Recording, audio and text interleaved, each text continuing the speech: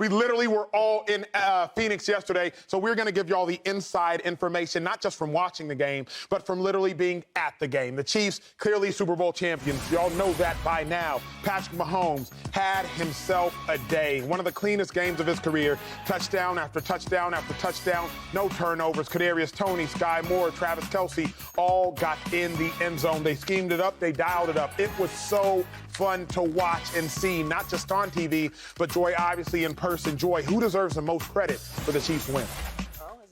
Daddy said he made him different. He made him different. He told no lies. Patrick Mahomes, for sure. I mean, really watching that game and considering the fact that he was doing all of that on a high ankle sprain, which, you know, in football terms doesn't really sound that bad, but go have a high ankle sprain and see if you can walk, let alone do what Patrick Mahomes did. And two of the biggest plays of the game were Patrick Mahomes' runs. Yeah. Two of those runs changed the entire game. So the fact that he was able to do everything that he did through the air, but also make those big plays with his feet, knowing that he is injured, which would have been impressive if he wasn't injured, is really, really remarkable. And we're getting the opportunity to see one of the greatest players that the game has ever seen just entering his prime, which should be terrifying to the rest of the NFL, but should be a delight to all of us as fans. Obviously not Eagles fans today, but I think they can still appreciate that at the very least, if you're going to lose, you can lose to greatness. So Patrick Mahomes was unbelievable last night. Their offense was incredible in the second half, and we'll get into all of that. But,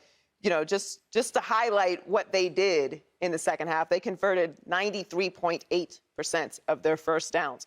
The only reason it wasn't 100 is because McKinnon laid out to run the ball out.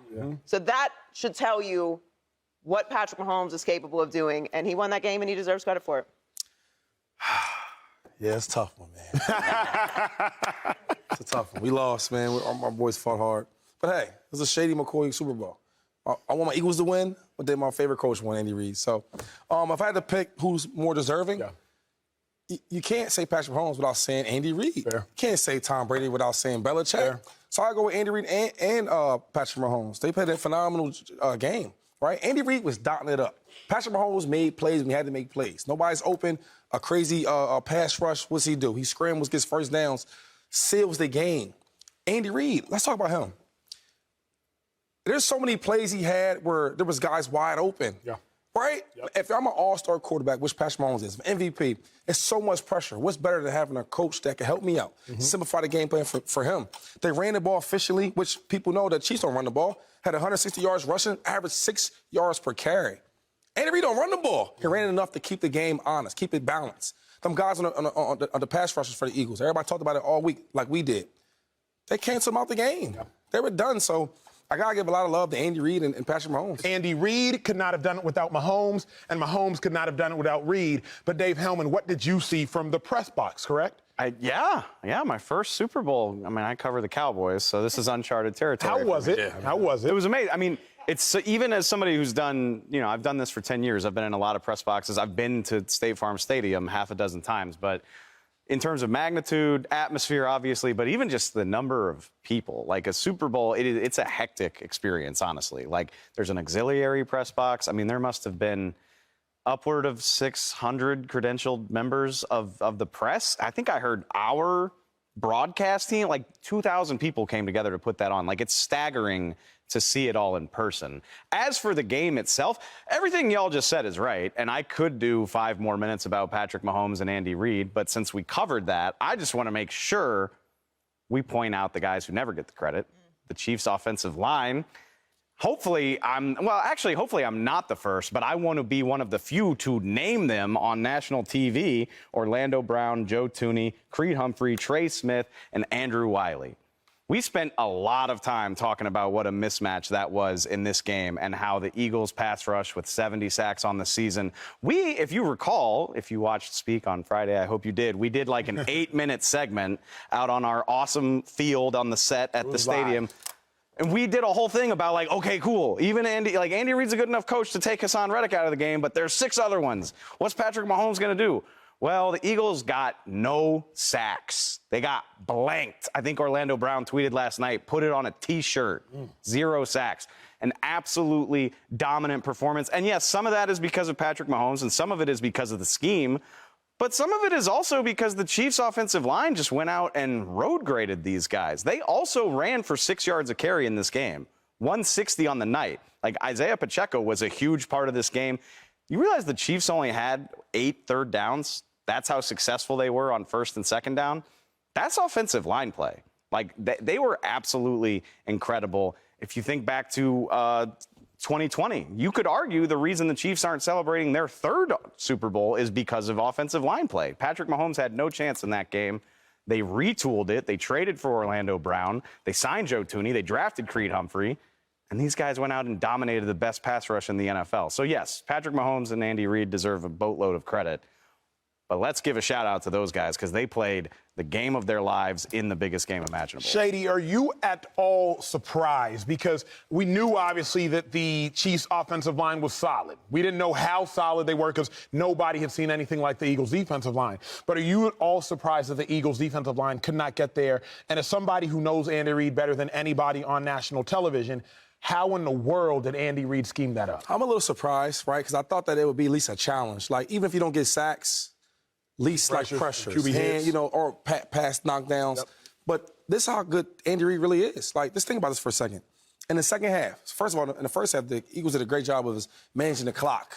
I don't know if you noticed that. Like, they had the ball way, way longer than the Chiefs. But in the second half, Pat threw the ball 14 times, 13 completions. Mm-hmm.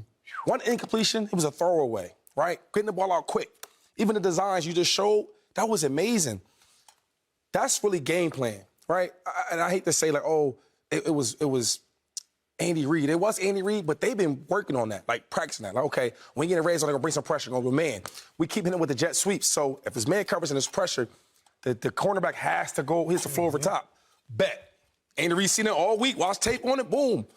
When it happened, when it presented itself, the opportunity, as they went with the sweep, he stopped, hit him with the pass. Yep. And he did it over and over again. So that just shows you how good of a coach Andy Reid is. And then Patrick Mahomes, like, he is a great player because even plays like that are called gimmies. Andy Reid kind of diced that up for that play.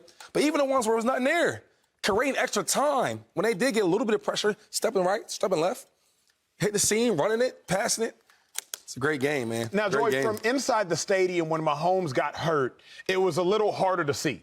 Because, like, we didn't get the slow angle replay of T.J. Edwards tackling him and twisting him. But from where you were watching the game, how nervous were you for the Chiefs when it was now 24-14 going into half? Mahomes has just gotten tackled. We thought the Chiefs might be able to get points. They don't end up getting points. The Eagles instead go down, and instead of getting 7, they get 3. Where was your mindset, even from being inside the stadium, saying, like, uh-oh, the tide and the energy has shifted? No. Never in doubt. I mean, I picked the Eagles to win the game, but I also mentioned over and over last week that this wasn't a bunch of busters. This is a very serious team. They're not some scrappy underdogs. Scrappy Super Bowl champion. There's all pros all over the place. It's Patrick Mahomes. It's Andy Reid. Look, I'm sure you felt good as an Eagles fan with that lead, but did you not feel like there's an opportunity for them to come back? It's Patrick Mahomes.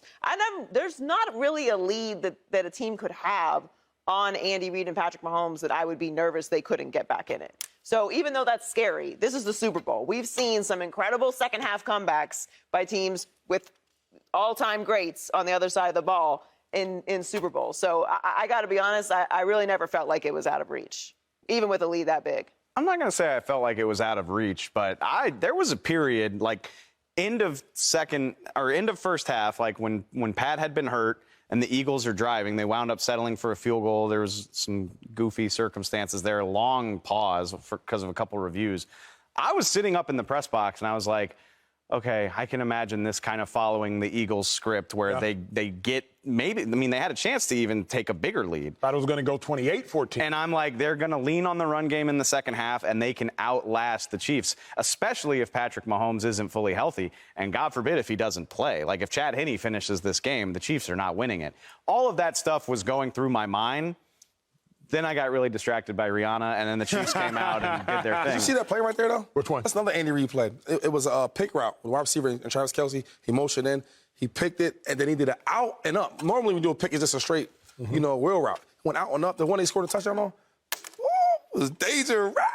You know Look at that. Andy Reid's a beast, dog. It's fascinating because, like, as I was watching the game, Shady, there were several plays that the Eagles players made that I was like, yo, that was a heck of a play. Yeah.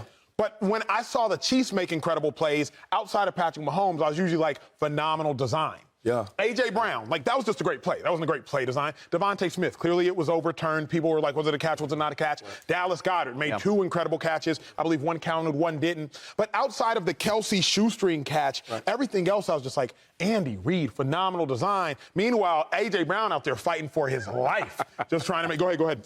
I agree with you for the most part. I thought Pacheco was amazing in this game. Like, I mean, we know how angry he runs. Yeah. He was formidable. Subscribe here to get the latest from Speak, and go watch a few segments from our other shows on FS1.